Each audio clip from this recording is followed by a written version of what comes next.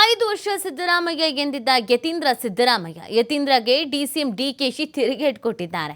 ಯತೀಂದ್ರ ಹೇಳಿಕೆಗೆ ಸಿಎಂ ಪ್ರತಿಕ್ರಿಯೆ ಕೊಡಲಿ ಅಂತ ಡಿಕೆಶಿ ಹೇಳಿದ್ದಾರೆ.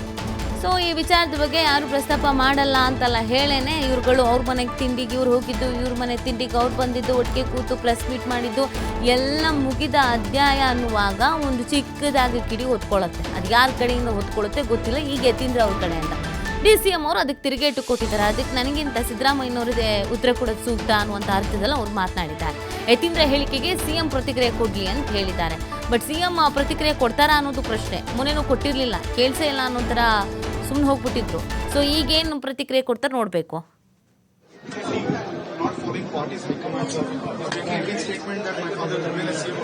I think CM will reply for him.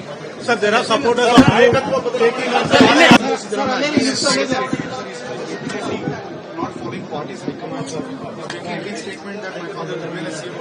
I think CM will reply for him. Sir, there are supporters of taking DK. Shivakumar ಅವರ ನಡೆ ಮೊದಲ ದಿನದಿಂದನೂ ಹೀಗೆ ಇದೆ. ಅಂದರೆ ಯಾವುದನ್ನು ರಬ್ ಮಾಡ್ಕೊಳ್ಳೋದಕ್ಕೆ ಬಯಸ್ತಾ ಇಲ್ಲ ಅವರು. ಯಾಕೆ ಬೇಕು, ನಾನೇ CM ಆಗ್ತೀನಿ, ಇಲ್ಲ CM ಆಗೇ ಆಗ್ತೀನಿ ಅಂತ ಅವರು ಹೇಳ್ತಾ ಇಲ್ಲ. ತಮ್ಮ ಅಕ್ಕಪಕ್ಕದಲ್ಲಿ ಸುತ್ತಮುತ್ತದಲ್ಲಿ ಇರೋರು ಹೇಳಿದ್ರು ಅವ್ರಿಗೆ ಆ್ಯಕ್ಷನ್ ತೆಗೆದುಕೊಳ್ತಿದ್ದೀನಿ ಅಂತ ಹೇಳ್ತಾ ಇದ್ದಾರೆ.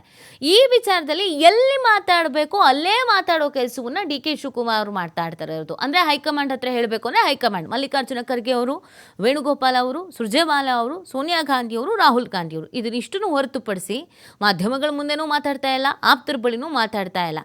ಬಟ್ ಸಿದ್ದರಾಮಯ್ಯನವ್ರ ಕಡೆಯಿಂದ ಏನಾಗ್ತಿದೆ ಅಂದರೆ CM ಸಿದ್ದರಾಮಯ್ಯನವ್ರು ಮಾತಾಡದೇ ಇದ್ರು ಅವರು ಆಪ್ತ ಬಳಿಯವರು, ರಾಜಣ್ಣ ಆಗಿರ್ಬೋದು, ಮಾದೇಪ ಆಗಿರ್ಬೋದು, ಅಥವಾ ಗೃಹ ಸಚಿವ ಪರಮೇಶ್ವರರಾಗಿರ್ಬೋದು, ಈ ಕೊನೆಗೆ ಯತೀಂದ್ರ ಅವರಾಗಿರ್ಬೋದು, ಒಬ್ಬರು ಒಂದಲ್ಲ ಒಂದು ವಿಚಾರವನ್ನು ಮಾತಾಡಿ ಈ ವಿಚಾರ ಮತ್ತೆ ಮುನ್ನೆಲೆಗೆ ಬರೋ ಥರ ಆಗ್ತಾ ಇದೆ. ಅದಕ್ಕೆ ಡಿ.ಕೆ. ಶಿವಕುಮಾರ್ ಅವರು ರಿಸ್ಕೇ ತಗೊಳ್ತಾ ಇಲ್ಲ. ಇದ್ರ ಬಗ್ಗೆ CM ಆನ್ಸರ್ ಮಾಡಲಿ ಅಂತ ಹೇಳ್ಬಿಟ್ರು.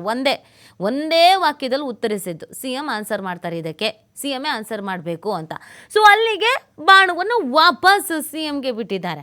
ಬಟ್ CM ಏನು ಮಾತಾಡ್ತಾರೆ ಅನ್ನೋದು ಇಂಪಾರ್ಟೆಂಟ್ ಆಗತ್ತೆ. ಇದು ಒಂದು ರೀತಿಯಾಗಿ ಹೈಕಮಾಂಡ್ ನಾಯಕರು ಎಲ್ಲ ಸರಿ ಆಗಬೇಕು, ನಿಮ್ಮಲ್ಲಿ ಏನೇ ಸಮಸ್ಯೆಗಳಿದ್ರೂ, ನಿಮ್ಮಲ್ಲಿ ಏನೇ ಗೊಂದಲಗಳಿದ್ರೂ ಕೂಡ ಜನತೆಯ ಮುಂದೆ ಕಾಣಿಸ್ಕೊಳ್ಬಾರ್ದು. ನೀವು ಒಟ್ಟಿಗೆ ಕೂತ್ಕೊಳ್ಳಿ, ನೀವು ಒಟ್ಟಿಗೆ ಪ್ರೆಸ್ ಮೀಟ್ ಮಾಡಿ, ನಮ್ಮಲ್ಲಿ ಏನೂ ಸಮಸ್ಯೆ ಇಲ್ಲ ಅನ್ನೋ ಮೆಸೇಜ್ ಪಾಸ್ ಆಗಬೇಕು ಅಷ್ಟೇ ಅಂತ ಹೇಳಿದ್ದಾರೆ. ಹೀಗಿದ್ದರೂ ಯಾಕೆ ಅದನ್ನು ಎಳೆದು ಮತ್ತಷ್ಟು ರಂಪ ಮಾಡ್ಕೊಳ್ತಿದ್ದಾರೆ ಅನ್ನೋದು ಪ್ರಶ್ನೆ.